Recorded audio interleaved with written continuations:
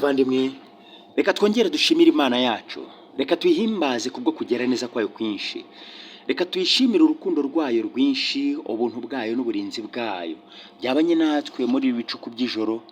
Twongeye kugira umugisha wo kuramuka turi bazima, twongeye kubona amahirwe aturuka ku Mana, izina ryayo rihabwa icyubahiro.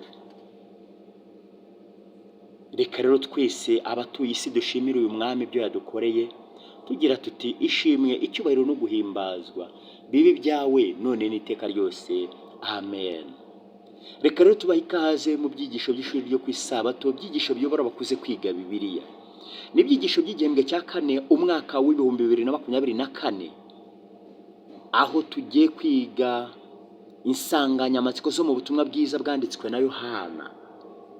Aya mezi atatu ngibi byo tugiye kumara twiga, tuvuye muri Mariko, hanyuma aya migisho y'igihembwe cya kane turi ku cyigisho cyayo cya mbere kitubwira ngo ibimenyetso byerekana inzira.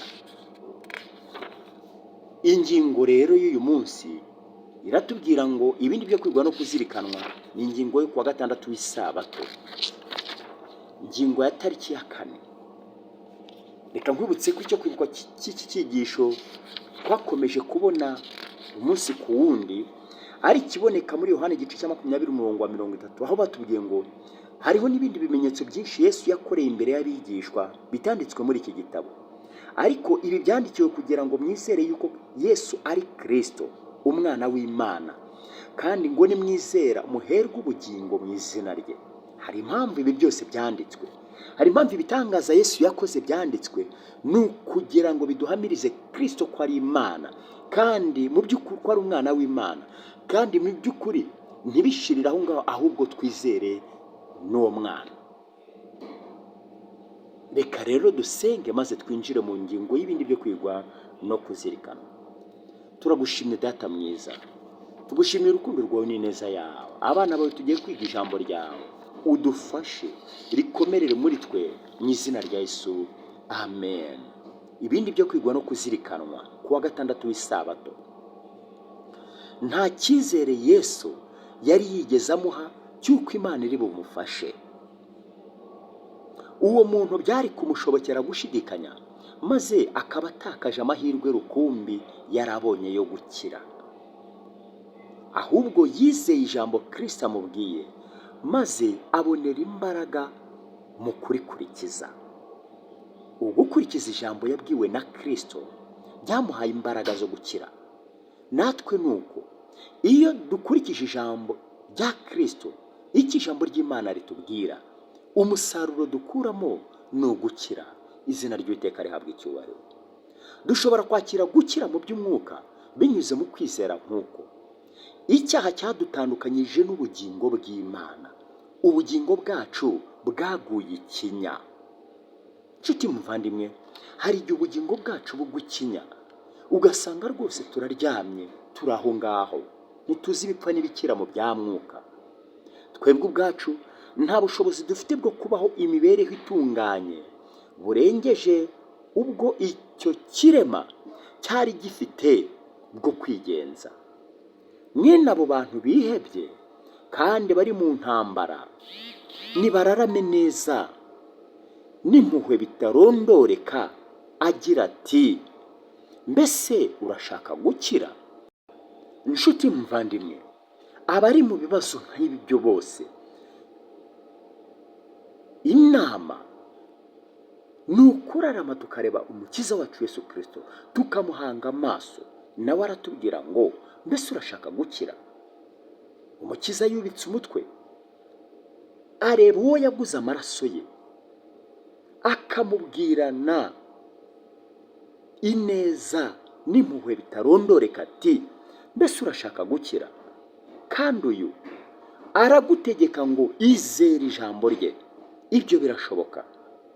Shyira ubushake bwawe muri Kristo, gira ubushake bwo kumukorera, kandi uzabonera imbaraga mu gushaka gukurikiza ijambo rye. Uko ingeso mbi yaba iri kose, ibyifuzo bibi biboha ubugingo n'umubiri kubera gusayisha. Kandi Kristo arashoboye kandi arashaka kubikubohora. Nshuti muvandimwe, ibyifuzo byacu bibi tugira biratuboha, biboha ubugingo, biboha umukristo. Reka twirinde gusayisha, twirinde ibyifuzo bibi biboha ubugingo n'umubiri, twirinde gusayisha rwose. Kristo arashoboye kandi arashaka kubitubohora. Ubugingo bwapfuye buzize ibicumuro n'ibyaha azabuha kubaho, izina ry'Uwiteka rihabwa icyubahiro. Ubugingo bwapfuye yongera kubuha kubaho bivuye mu kwizera. Ibi yabigaragaje mu Befesi igice cya 2 umurongo wa 1, aho yatubwiye ati, namwe yarabazuye mwebwe abari bapfuye muzize ibicumuro by'ibyaha byanyu, ibyo mwagenderagamo kera mukurikiza imigenzo y'iyi si, mugakurikiza umwami utegeka ikirere, ari we mwuka ukorera mu batumvira. Twabigenderagamo kera tugikurikiza umwuka utegeka iki kirere, uwo ni Satani. Azaha umudendezi imbohe zazahajwe n'intege nke, uyu ni Kristo, kandi ziboshywe n'iminyururu y'icyaha, uyu yongera kuduha umudendezo. Uboshywe n'iminyururu y'icyaha, uboshywe n'intege nke, Kristo yongera kumuha umudendezo, izina ry'Uwiteka rihabwa icyubahiro. Yesu yamaganye ikirego cyo kwigereranya n'Imana. Yaravuze ati, ubushobozi bwanjye bwo gukora imirimo munshinja mbuterwa n'uko ndi umwana w'Imana, nkaba ndi umwe nayo muri kamere, mu bushake no mu migambi. Ati, kintera gukora ibi ngibi nuko nkorana n'Imana, haba mu bushake bwayo, muri kamere yayo, nkaba ndi no mu migambi yayo. Aya magambo wayasanga mu gitabo cy'Ibifuzwa ibihe byose, paji 130 mu ngeri ya 2010. Tekereza ku cyigisho cy'iki cyumweru tumaze iminsi twiga. Kwizera ni rwo rufunguzo rwatumye ibi bitangaza byo gukira bishoboka. Ibi ari amambu abayobozi bagaragaje akaga ko gushidikanya no kutizera. Kuki tutagomba kwitiranya kugira ibibazo twese tuba dufite no kugira gushidikanya? Kuki ibyo byombi atari ibintu bimwe? Kandi ni kuki ari ngombwa kumenya itandukaniro riri hagati yabyo byombi? Reba ikibazo gisoza ingingo yo kuwa 5. Kuki twebwe abadivantiste b'umunsi wa 7 by'umwihariko tugomba kwitondera aka kaga? Nk'urugero, nubwo ari ingenzi kumenya ndetse bikaba ari ngombwa ko twitondera isabato y'ukuri, cyangwa tugasobanukirwa n'inyigisho y'uko abapfuye bamera, ni kuki ukuri kw'izi nyigisho kutadukiza? Ni iki kidukiza kandi ni mu buhe buryo? Suzuma witonze. Amagambo yo muri Yohana 5:47 ni buryo ki muri iki gihe usanga nk'urugero abahakana ko habayeho umwuzure wakwiriye isi yose, cyangwa bagahakana ko nta minsi 6 y'irema isanzwe yigeze ibaho, baba basohoza ibyo Yesu yihanangiririje abantu muri uriya murongo. Nshuti muvandimwe, tugomba kwirinda kutizera. Tugomba kuba mu murongo w'ikijambo ry'Imana ritubwira. Tugomba kwirinda guhakana amahame yatanzwe n'ijuru, ahubwo tukayagenderamo, tukayashyigikira nta kuyashidikanya.